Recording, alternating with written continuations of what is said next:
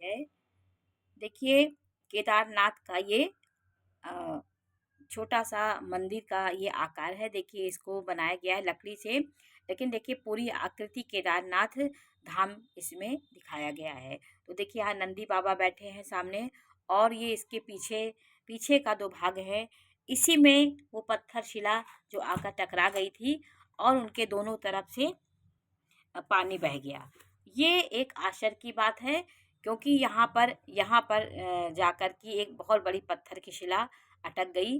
वो बहुत विशाल पत्थर, रहस्यमय पत्थर था। इसलिए कभी-कभी जीवन में ऐसे अम, ऐतिहासिक जगह हैं, ऐसे धाम हैं जिसमें विज्ञान कोई उसपे दिमाग नहीं लगा सकता है, विज्ञान फेल हो जाता है। रहस्य कभी-कभी किसी जगह में ऐसे हुआ है। तो मैं आज आपको केदारनाथ धाम के बारे में जानकारी दे रही हूँ। केदारनाथ धाम, ये बहुत धाम इसको कहा गया है। बद्रीनाथ धाम, द्वारकानाथ धाम, ऐसे इन धामों को 4 धाम हैं। इसका महत्व बहुत है। आज मैं आपको केदारनाथ के बारे में जानकारी दे रही हूँ कि केदारनाथ किसने बनवाया था। ये उत्तराखंड में है। इसका कोई ऐतिहासिक प्रमाण नहीं मिलता है। जैसे-जैसे लोगों के बीच यह मंदिर आया और लोगों ने इसका जीर्णोद्धार कराया। कहते हैं कि पांडव ने जब 18 18 दिनों तक घोर युद्ध हुआ था। अपने ही गोत्र, अपने ही लोगों को उन्होंने मारा था। अर्जुन ने, पांडवों ने, अपने शिष्य ब्राह्मण, सबकी उन्होंने हत्या की थी। तो रिश्तों की बलि चढ़ गई थी इस महाभारत में। लेकिन उनको हत्या लग गई थी, ब्रह्म हत्या लग गई थी, क्योंकि गुरु का उन्होंने मारा था। तो उसके पाप मुक्ति के लिए कृष्ण भगवान ने उन्हें शिव जी की आराधना करने के लिए कहा। तो शिव जी की आराधना के लिए वो उत्तराखंड गए, जहाँ पे केदारनाथ हैं। लेकिन वहाँ पे पहले मंदिर नहीं थी, कुछ नहीं था। तो वहीं पे भोले बाबा का स्वयंभू प्रकट हुए थे। वहीं पर वो ध्यान करते थे। तो श्री कृष्ण ने उन्हें बताया कि वहाँ पे आप जाइए, वहाँ पे आपको शिव जी मिलेंगे। लेकिन शिव जी उन्हें दर्शन देना नहीं चाहते थे। जो भी था, या परीक्षा ले रहे थे कि जो भी बात थी, भोले बाबा को किस रूप में पहचाने। पांडव बहुत परेशान हुए, वे बहुत ढूंढ रहे थे भोले बाबा को। भोले बाबा कहीं नहीं मिल रहे थे। लेकिन गढ़वाल की कुछ पहाड़ियों में ढूंढते रहे, बहुत दिन बीत गया। तो वहाँ पे कुछ पशु विचरण कर रहे थे। तो उन्होंने भीम ने देखा, उन्हें कुछ आभास हुआ कि भोले बाबा यहीं पे हैं। किस रूप में हैं उन्हें इतना निश्चित था कि यहीं पर हैं। वो उन बैलों को देख रहे थे, उन बैलों का झुंड था। तो उन्होंने परीक्षा लेने के लिए वो कैसे हम पहचाने कि कौन भोले बाबा हैं। तो अपनी 2 पहाड़ियों में उन्होंने अपना पैर फैला लिया, और सभी बैल उन पैर के नीचे से निकल गए। लेकिन शिव रूप जो बैल था वो नहीं निकला। तभी भीम ने उनके पुट्ठे को, जो ऊपर बैल का पीठ होता है, उसको उन्होंने जोर से पकड़ लिया, और फिर भोले बाबा वहीं विराजमान हो गए।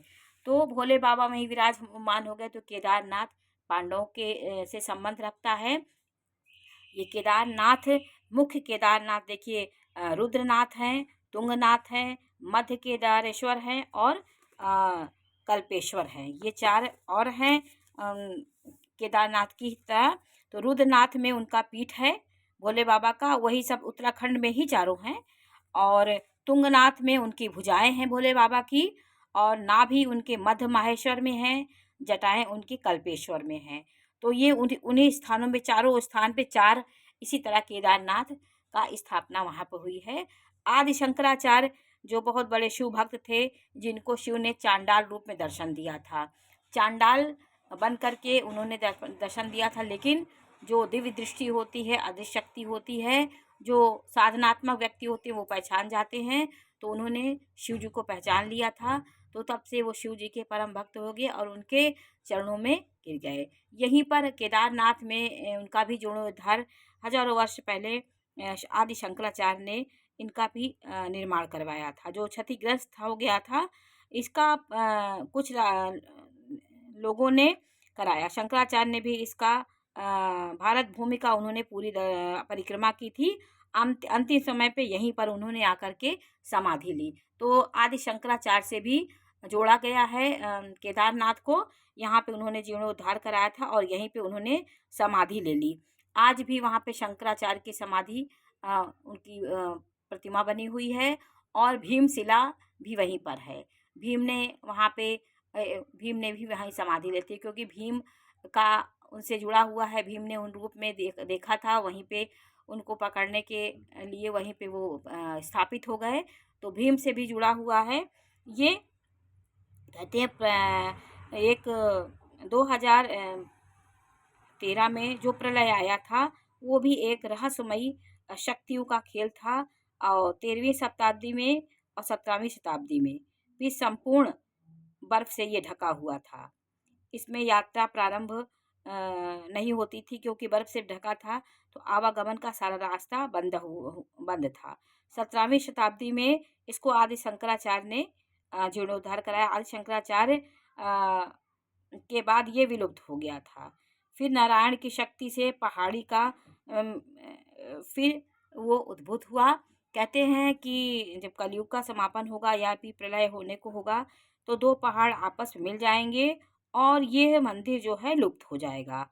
ये वेद पुराणों में लिखा हुआ है। भविष्य में बड़ी से बड़ी भविष्य बद्री के नाम से ये फिर उत्पन्न होगा।